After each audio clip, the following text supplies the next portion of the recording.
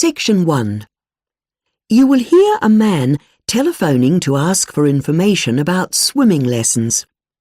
First, you have some time to look at questions 1 to 6 on page 2.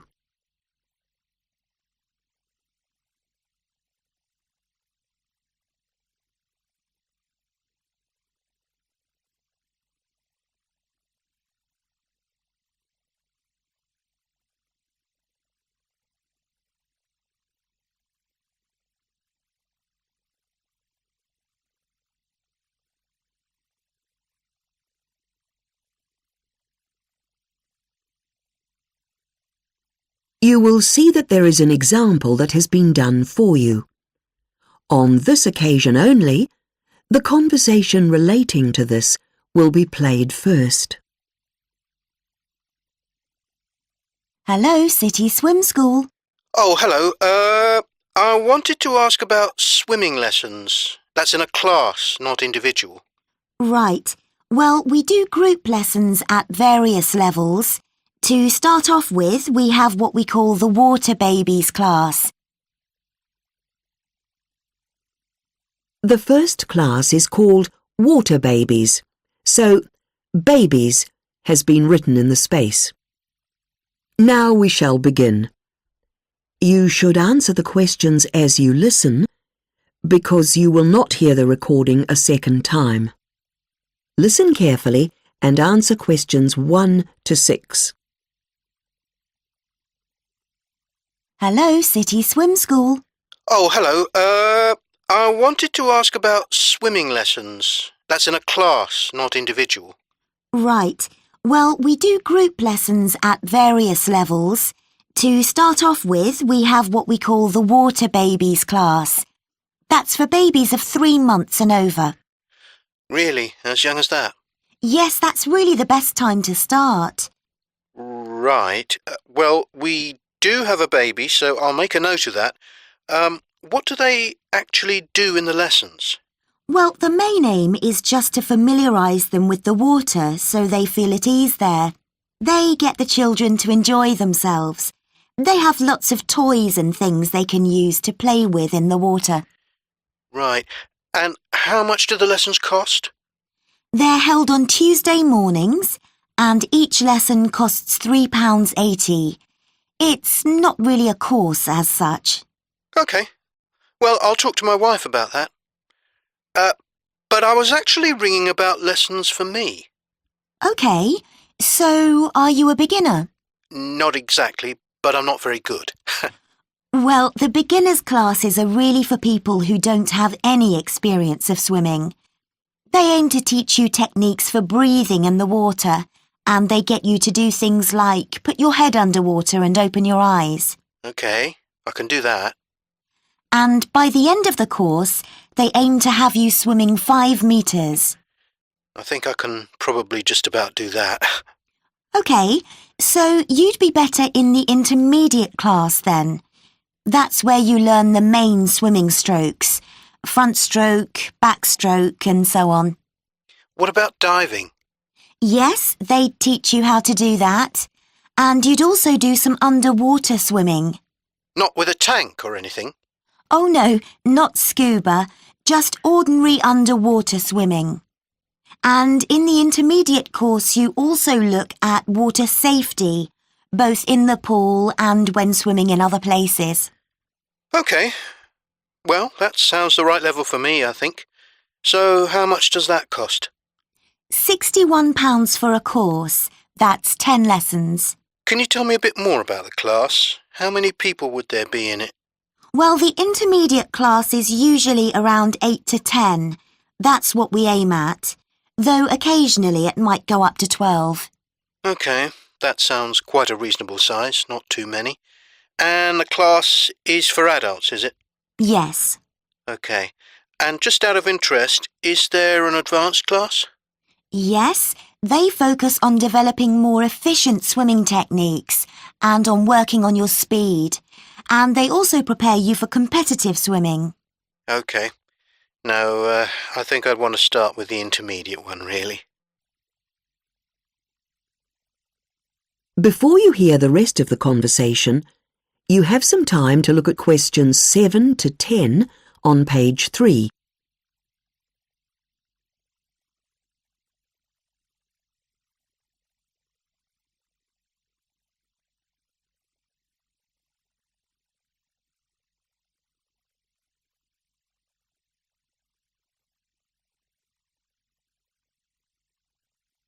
Now listen and answer questions 7 to 10. Now, is there anything special I need to know? Well, the classes are on Tuesdays and the first lesson is on January the 13th. So you need to register before then. January the 8th is the latest, but it's filling up quickly, so I'd do it straight away. You can pick up a form here or get one off the internet. And classes are at 7:30 p.m. Right. Then I just roll up with my swimming trunks. Do I have to bring my own towel? That's right. We provide all participants with a swimming hat, though. Oh, I don't usually wear one. Well, we do insist on it, actually. It helps the instructor to identify you, apart from anything else. Oh, and don't forget you need a 20p coin for the locker. Oh, okay. Right, well, I've been meaning to do this for ages. I really need to get some more exercise, and everyone says swimming is good for your health. Yes, and a lot of people find it improves their confidence too. And of course it could save your life, or even someone else's. That's right. Okay, well, thanks very much. Goodbye. Goodbye. That is the end of section 1. You now have half a minute to check your answers. Section 2. You hear a talk by a counsellor from the University of New South Wales who will introduce some useful facilities and services on the campus. First, you have some time to look at questions 11 to 15.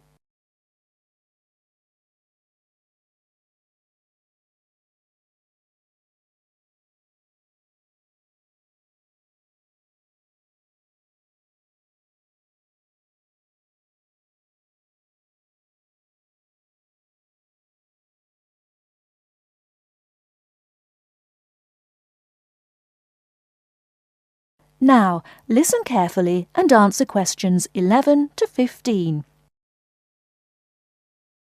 Hello everyone, and welcome to the University of New South Wales. The first thing I'd like to do at today's orientation session is get you all oriented.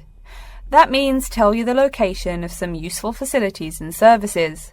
So, first of all, take out the maps we gave you all as you came in the door. The map is the big yellow sheet of paper. As you can see on the map, north is at the top, south at the bottom, etc. Which way is north? Well, look through that window on my left, your right. See the rising sun? That would have to be east. So north must be directly behind me.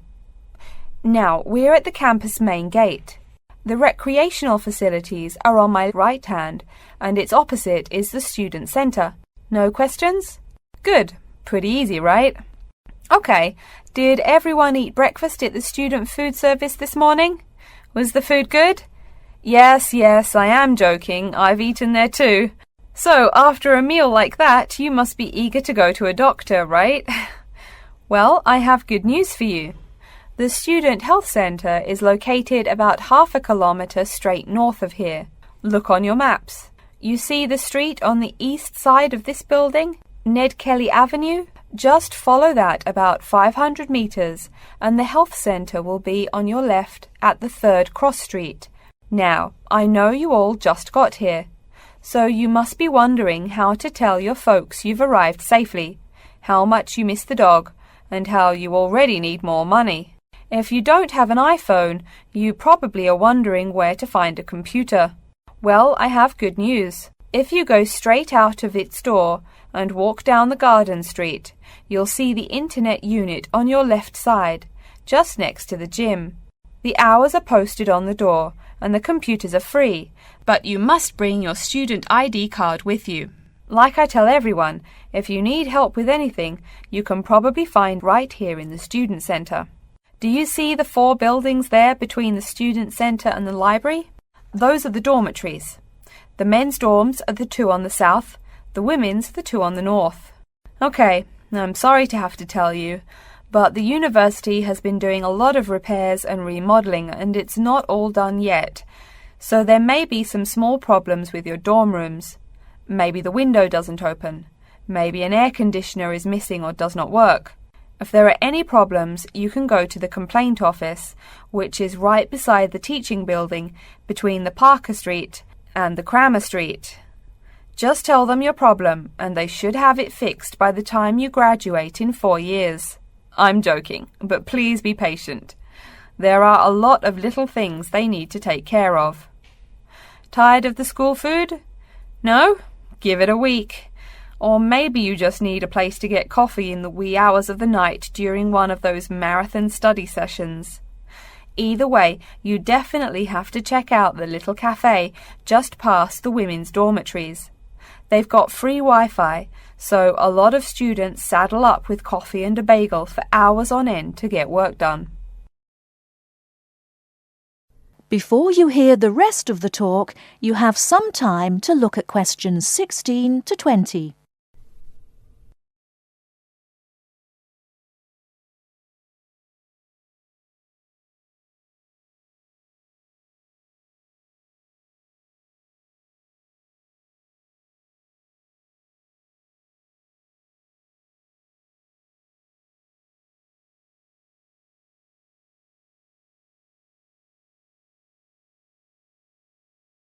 Now listen and answer questions 16 to 20.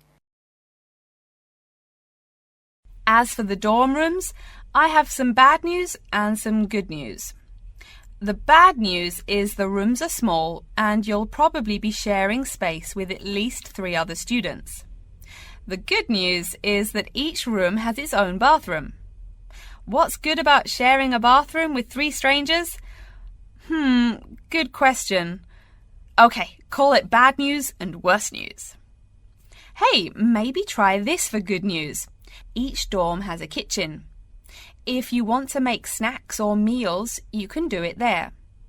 You can buy food containers at any campus convenience store, so you can store your food in the kitchen. But a word of warning, you should definitely write your name on your food containers. Sad to say, there are food thieves among your fellow students. Speaking of thieves, a word about security. I mean, this is Australia, and we do get drunken bush rangers wandering onto campus. Each of you will be given a key for your dorm room. Don't lose it. You have to pay for any replacement and fill out a bunch of papers too. Red tape, huh? Your key does not work for the front door of your dorm, however. To the right of each door, there's a keypad with numbers. When you move in, they will tell you the code you use to enter the door. Please do not tell the code to people who do not live in the dorm. Let's see. Have I forgotten anything? Oh yes, most of you are not rich, correct? So when your clothes get dirty, you can't just throw them away and buy new ones. That means you have to learn to do laundry. Or, men, that means you have to hurry up and get married. If you decide to wash those clothes and not get married, there are laundries in each dorm. Where? Oh, I almost forgot to tell you. The laundry for each dorm is in the basement. Some real good news this time if you're a student, it is free. You do have to buy your own soap, however. The laundry closes, by the by, at 11:30. And now that I've mentioned 11:30, please remember, the dorm doors are locked at 11:30 p.m. Your code will not work. If you want to get in, you'll have to call the night watchman. Don't worry, you can get that number at the dorm office. Yes, the dorm office and the complaint office are the same office. All right then. Before we continue, are there any questions? That is the end of section 2. You now have half a minute to check your answers. Part 3. You will hear 2 students called Shona and Peter discussing their internship options. First, You have some time to look at questions 21 to 25.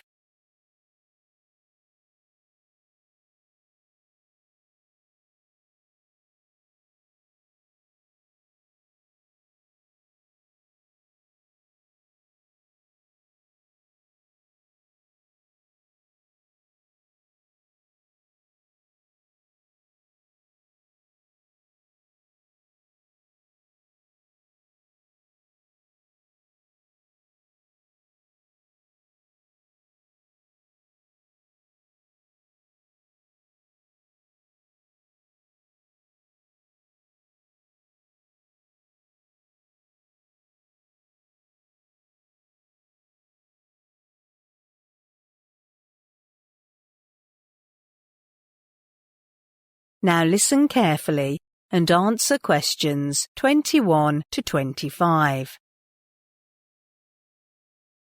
Hi, Shona. Hi, Peter. Have you made up your mind about which internship program to apply for? Yes, pretty much.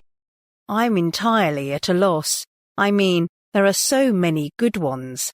Can you give me some tips? Sure. What is your top priority when weighing up these programs?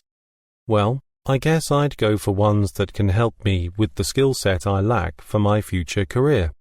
I still need a lot of practical training in dealing with statistics. But keep in mind that you don't want to set your goal too grand, like drawing up a business plan. You might end up nowhere. I see. So I want to learn how to organize ideas and present them. Good. Now you've nailed step 1. Now what? You must also consider your strengths for a suitable internship program. Otherwise, you might get rejected or end up with one that you are incapable of doing. But I have no idea what I'm good at. Communicate with people around you or whom you've worked with. That's what I did. I thought I was a good team leader, but many people I've worked with for various projects mentioned something else. They admire that I could work around the clock to finish projects on time. And indeed, I'm more focused and perform better when I'm pushed for time. Good point. So what do you plan to do next? I'll visit the careers officer to help me with the school application form. You know, the one we have to submit before applying to companies. But it is unnecessary to fill it in. It's only optional. Really? I'm glad I heard from you. Then I'll ask the careers officer to look at my personal statement and give me some tips on polishing it up. Don't you need help with your CV? No, I'm good. I have already learned to write it in class. That's good. So what kind of company did you choose? I've decided to apply for an IT company. Why is that? Well, even though I've learned how the IT industry developed in the past from different lectures, I know nothing about its latest trends. I'm prepared to work in an IT company and fill in the information gap. I see. What do you plan to do next term? I think I'll stick to most of the optional modules I've chosen, but regarding the language sessions, I'm doing poorly in Japanese. I'd better drop it before wasting more time. I think I'll learn Spanish instead. Oh, I learned Spanish for a year. I think you'll find it interesting. Before you hear the rest of the conversation, you have some time to look at questions 26 to 30.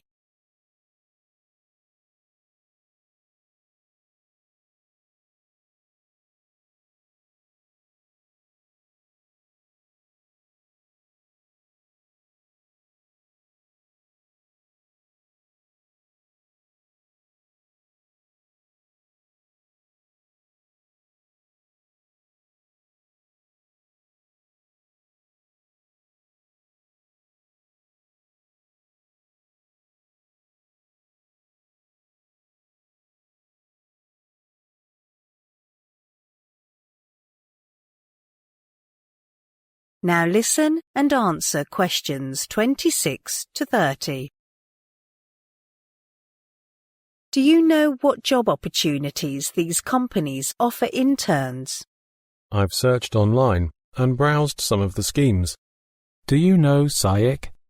Yes, I heard they offer internship positions dealing with customer interaction management, but I'm not quite sure what that means.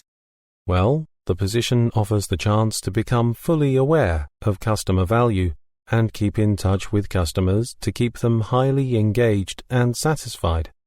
These include activities such as PR, communications, marketing, and customer service. Sounds like loads of work to do. What about Gemini Technologies? It's an IT consulting company. Although many employees say it's stressful working there, I want to apply for this one. Why is that? Actually, the company provides service to improve software architecture. But that's pretty demanding, as a team of software engineers has to provide detailed analysis and suggestions for required changes before the deadline. As an observer and participant of a particular project, an intern can learn how to work to a strict deadline. That's not my area of expertise, but I'm sure you'll excel at this. I certainly do hope so. Have you checked out Deloitte?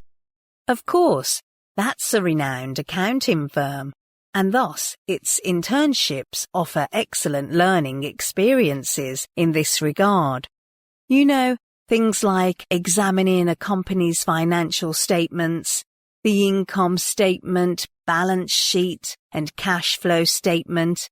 I want to give it a try, but I might get rejected, so I need a backup plan. Have you read anything about Kearney? Yes, it is another consulting firm. It provides opportunities to reach out to other business partners and pay attention to networking. Well, that sounds interesting. I'm thinking about Vortex, but I haven't got anything useful from its website. I worked there last summer. It's an international company with headquarters in Spain, so most of the managers here speak Spanish.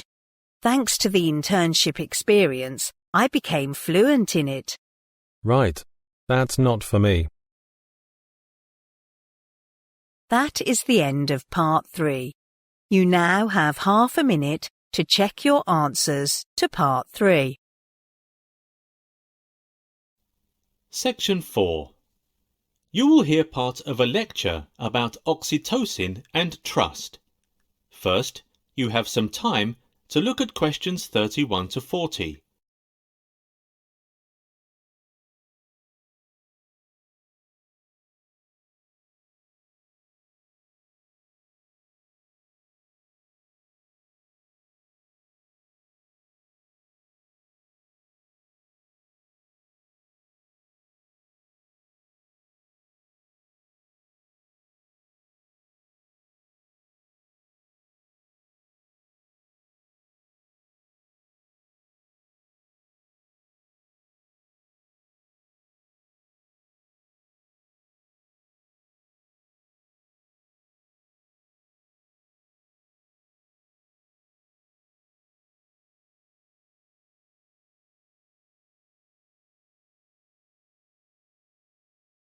Now listen carefully and answer questions 31 to 40.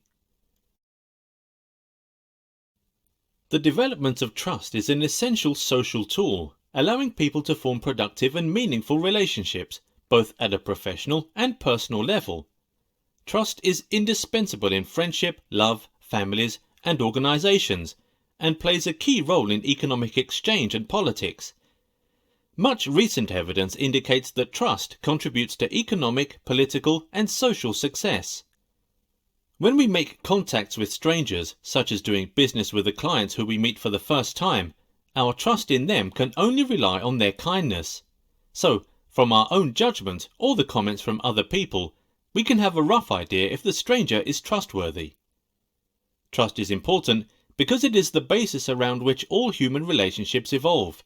Without trust, there can be no relationship. Trust can come naturally, or it can be manifested. If you find trust of this magnitude in life, then you are lucky.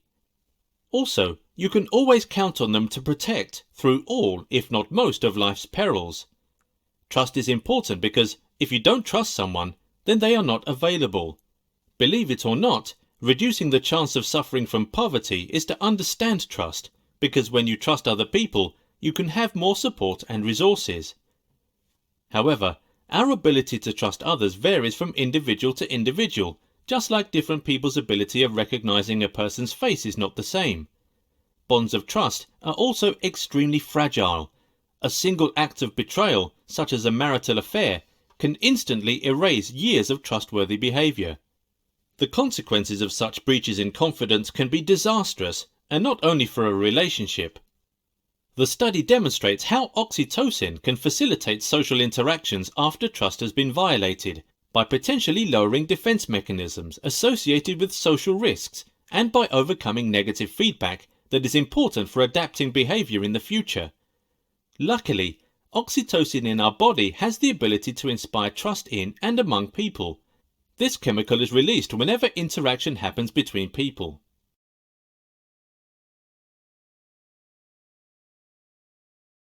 To study social interactions, economists and more recently neuroscientists take advantage of a simple experiment.